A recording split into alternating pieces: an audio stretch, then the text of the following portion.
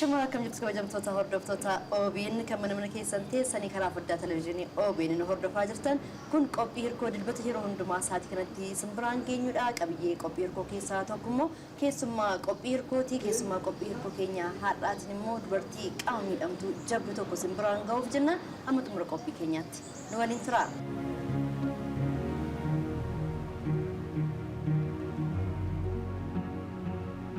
أنا ولي والبريت كنت ترو هردوت ولي والبرمي. مكان كنت جالس من جدما دراتو مقالة شاشمانيتي. ميد أمني كنا كميتين نفي كميتين سرقة جت شدان دين. يرود أمبودا ميد أمني كنا نرقة سوا دعو غورا يالاتين كان ميلكو ميد أمودان ده دعو غورا يالا وانجدو تنوشنا دعو كبير من يالا دكير كمان غودا ده تاسما ميد أمني كنا مرقاو otomatti yaadden ta'in akka tasaa nama kamiyyuu qunnamuu danda'a. Anis dhaladhee guddadhee fayyuma ta'ee tanan xiqqoo isheen dhukkubee jennaan mana yaalaa deeme gaafa mana yaalaa deemu yaa dogoggora yaalaa uumame miidhamuu danda'eera. Narbii koorra na waraanani. Daa'ima umurii meeqa taateetu? Guddoodha yeroo isaanii kutaa 8 bara. Mee yeroo sanatti miidhama kana akkamittiin fudhatte? Yeroo sanitti kaayaa wantoota tokko wanti tasasirra dhufe tokko amanuuf illee nu ulfaata mitiire yeroo san amanuufis baay'ee dadhabee maatiin kootis na waliin cinqamee hiriyoonni kootis na wajjin cinqamee yaa yeroo dhumaaf yeroodhaaf wanti yeroo sanitti raawwatame tokko hanga wanta sanii wal barutti si cinquun hin hafu yaa wanta dhufe tokko immoo galata isaa waaqayyo waan fideef isatu beeka amiin jedhee fudhadhee yaa uttiin jiraachaa jira. Kumaamiti saniin booda wantoota maraayyu adeemsuma keessa baraan dhufeera jechuudha. Miidhamaa fi dubartummaa akkamittiin ilaalta? Dubartummaan jira, miidhamummaan jira. Gaafa lamaan isaa wal faana qabnee ilaallu dubbichi ni ulfaata. Garuu abbaa keessa jiru sadiif immoo salphaadha. Namni tokko tasa ni miidhama akkuma inni tasa miidhame san nama biroorallee ga'uu danda'a waan ta'eef dubartummaan akkuma jirutti ta'e pilaas miidhamummaan ni itti dhufee incima haa ta'uuti incima jedhanillee irra deemoo ton ta'in wannaa isaa baalaansi godhanii ittiin jiraachuudha. Ani fakkeenyaaf dubartiidha dabalataan miidhameen jira garuu dubartummaan kootis miidhamuun kootis homaarrayyuu nan daangeessine. Jalqaba ofii kootii ofitti amanee fudhadhee ittiin jiraachaa jira hojii kamiyyuu raawwachaa jira bakka iddoo dhalli namaa qaqqabee hojjetu maraayyuu dhaqqabee uummanni guddaan famansiisudha. Yoo ofitti amante wanti si daangeessuu hin jiru jechuu barbaadetame. Maatii olartee ijoollee illee qabdii waan jedhu dhaga'e. Dhugaadha wanti kun mee sana naasofsiisime? Guyyaa miidhamerraa eegalee jechuudha.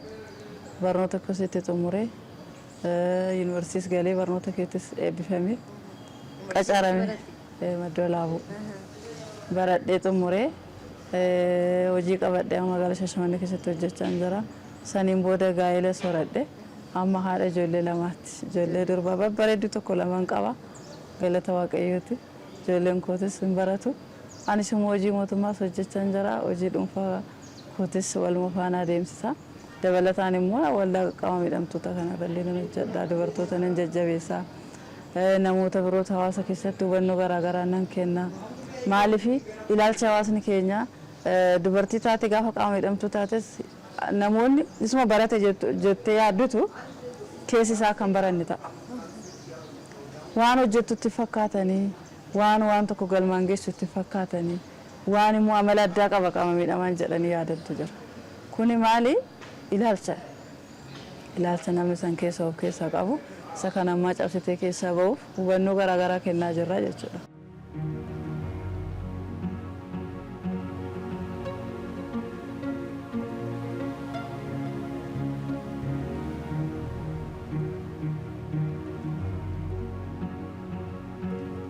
Abbaa warraan keessa qaama miidhamaadha, qaroo dhabeessadha.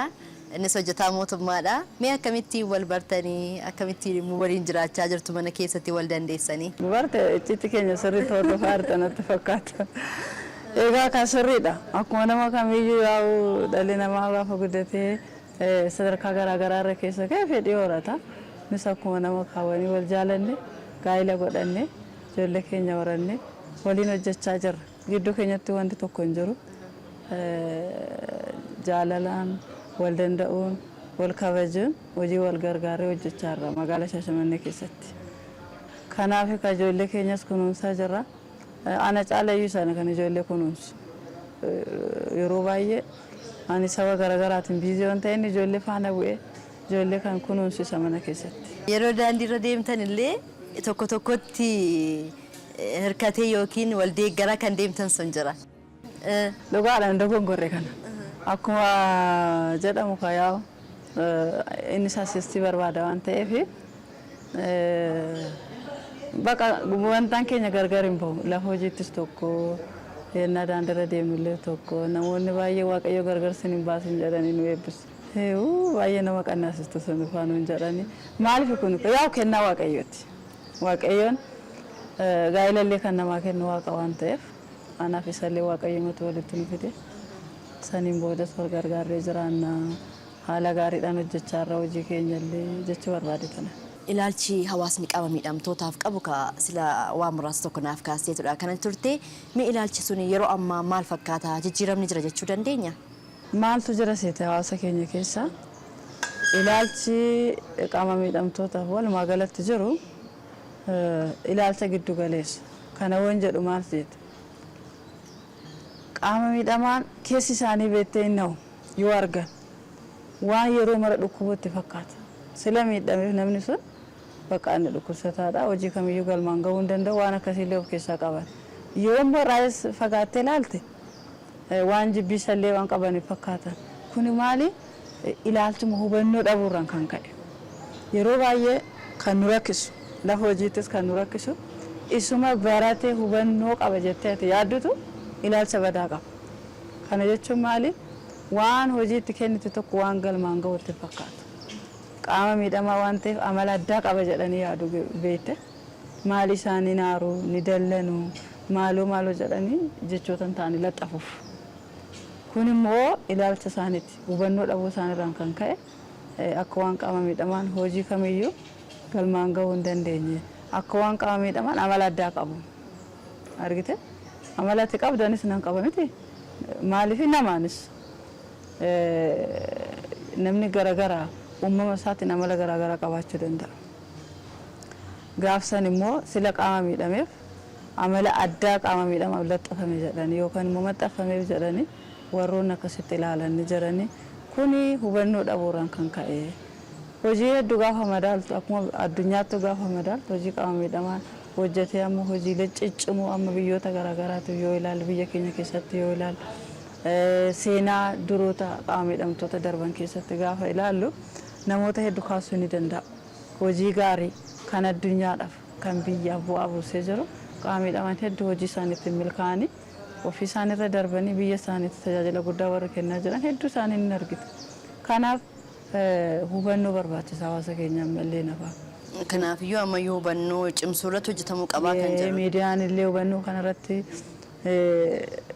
sirriitti hojii bal'aa hojjechuu qaba. Keessayyuu dhimma qaama miidhamtoota irratti haga hubatanitti haga danda'ame hubannoo bal'aa kallattii garaagaraatiin namoota garaagaraa affeeranii hojiilee isaan hojjetan mul'isanii qaama miidhamtoonni hedduun jiran hojii gaggaarii warra hojjetan kan namoota birootiif fakkeenya gaarii ta'an hedduu isaanii waan jiraniif isa kana kan miidiyaanis lafa isaan jiranii barbaade ol baasee hawaasatti mul'isee hawaasni immoo akka irraa barumsa argatan gochuun gahee miidiyaa biyya keenyaati jechuudha.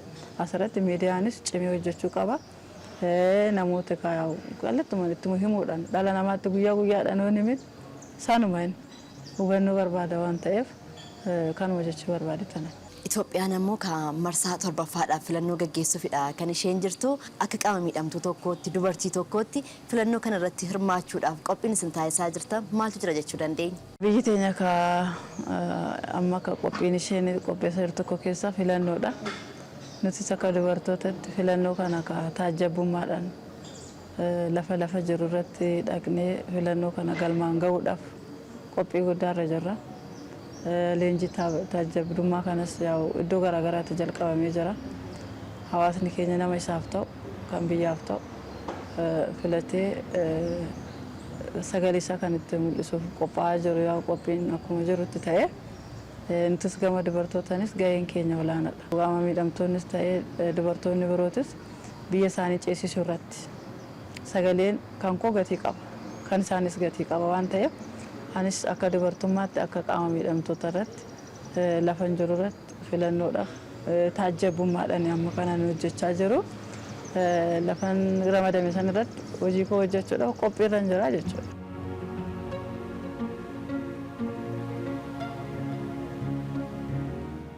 Yaada jajjabaadha kanatti kaasaa jirtu. Ati immoo keessumattiyyuu dura teessuu waldaati. Akka dura teessuu waldaa tokkotti immoo dubartoota jajjabeessuu, qaama miidhamtoota akka kee jajjabeessuu, akka isaan hirmaatan taasisuu, ga'oomsuu irratti wanti hojjetamaa jiru jira laata? Hojii bal'aatu hojjetamaa jira. Namni martuu gahee mataa isaa qaba. Wanti namni hojjetu martuu gatii qaba. Kan gatii hin qabne hin jiru waan ta'eef gatii isaanii kana akka galmaan ga'aniif akka ofii isaaniitiif fi biyya isaaniitiif ta'aniif jajjabeessaa jirra, hubannoo kennaafii jirra. Biyya isaanii ceesisuudhaaf, nama isaanii ta'uu ceesisuudhaaf qophii garaagaraa irra jirra jechuudha. Hubachiisaa jirra ijoolleen kun cimanii lafa jiranitti dammaqanii hirmaannaa ho'aa hawaasa wajjin akka taasisan. Maaliif qaama miidhamaan kamiyyuu hawaasa keessa jiru malee hawaasaan alaa miti. Dachuma kanarratti uumame malee samiidha kan gabbu'ee miti. Kanaafuu isaanis lafa jiranitti hawaasa jiranitti maatii isaan jiran keessatti cimanii akka bahaniif akka isaan hawaasa wajjin hirmaataniif nutis qophii eegallee jirra. Filannoo baranaarraa maal eegdu? Biyyi teenya akkuma labsii garaagaraatiin mirgoota qaama miidhamtoota hedduu ishee konveeshinii garaagaraatiin gara biyya keessatti mallatteessitee wantoonni fudhatee jira. Mootummaan keenyas yeroo ammaa kana hojii bal'aa qaama miidhamtoota irratti hojjetaa jira. Akkuma ilaalaa jirru kana wantoonni baay'ee gaggaariin kan laphee namaatiif tolan, kan lubbuu namaatiif tolu guddaa hedduu argaa jirra.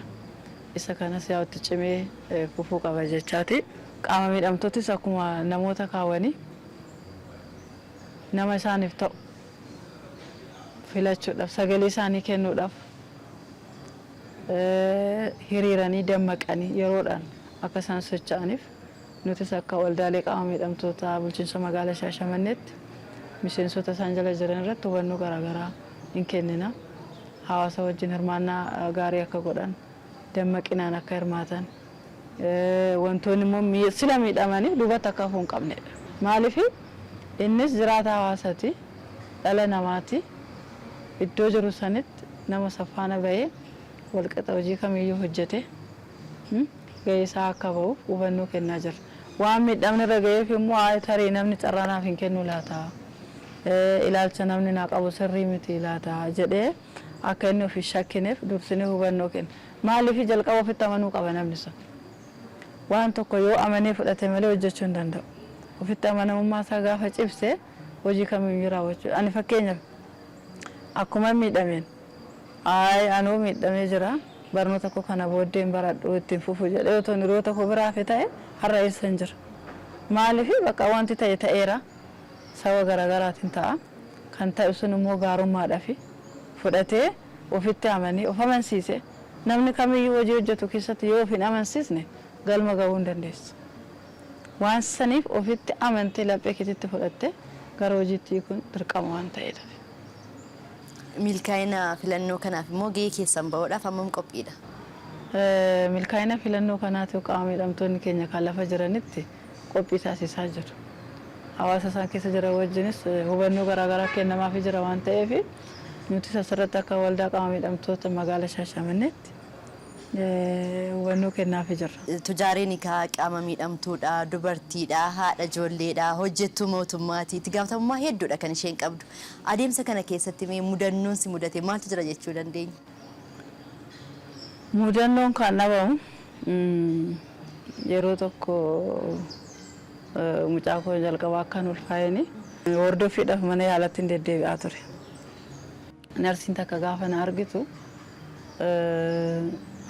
na laalte maali gifti ko doonaan dogongoree as dhufuun jedhe lakkiin dogongoree haala keetiitu na rifachiise naan jette maal hordoffii ulfaati fan dhufe waan biraa maali jenna afaan amaariffaatiin naan jette awan እንዴት ሆነሽ ልጅ ልታሳድጊኝ ያረጋሽ naan jette dhiifama obboleetti ko ቃልሽ እኮ እኔን አይመጥነኝም እንጂ ይሄ ንግግርሽ እኔን አይመጥነኝም tajaajila sirraa barbaachuu dhufeef naalaadhu yoo hin dandeenye ta'e mootiyyuu kutaa itti aanutti na dabarsi malee jecha tan amma dubbatte kunuu keessa koo na miidhee jira akkamitti mucaa koo guddisaree ani hin jedhe erga sirrifattee isheen dhiifamaayi anoo toon beekini narrifadhe ani maali inde ati baratteedha miti biyya kana keessa hin jiru keessaa dhufte anuma argite qaama miidhamaa ulfaayee mana yaalaa kana dhufu maal taateetiin jedheen anoo argisiise haalli miirri ishee sirriin turre jalqabarratti hirrifatte kunoo miilli koo bireessi qaba miti tarii waanuma addaatti fakkaate na fakkaate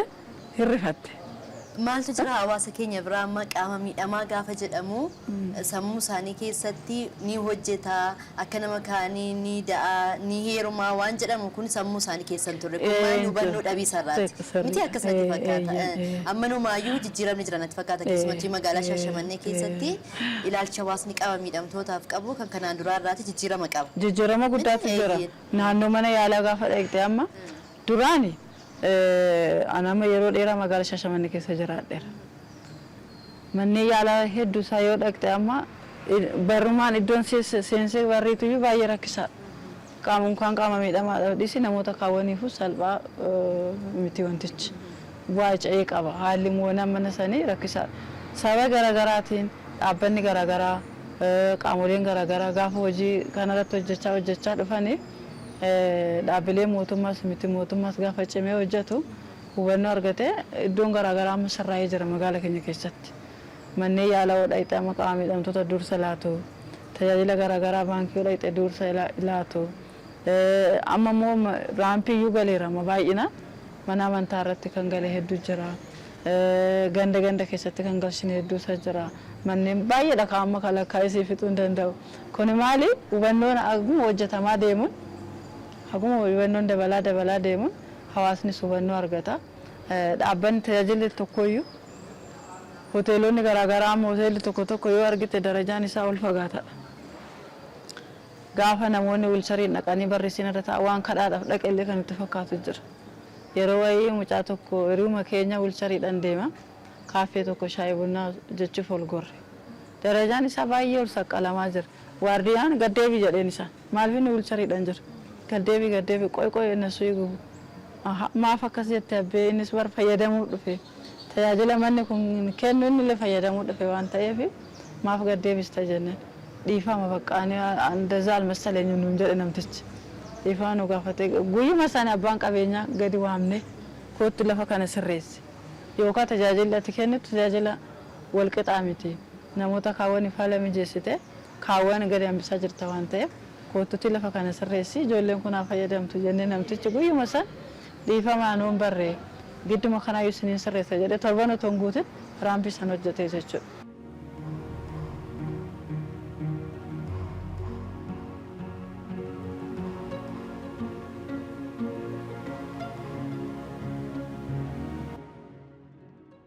Qaama miidhamtootaaf ergaa maalii qabdaa keessumatti yookaan haala yeroo ilaalchisee filannoo ilaalchisee ergaa nati isaaniif qabdu maaltu jira jechuu dandeenya?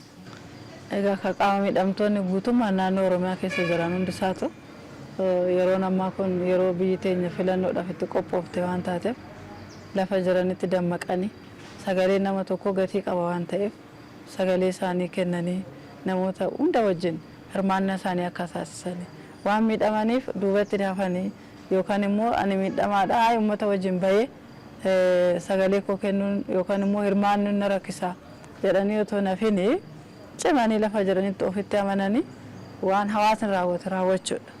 Cimanii socho'uudha. Ofitti amanuudha inni guddaan. Ofitti amanamummaa isaaniitti gahee mataa isaanii bahuu qabanii. Hayyee eeyyamamtootaati yaada jajjaboo hawaasa biraa waan nuuf geesseef ulfaadhu galatoom. Galatooma isinillee.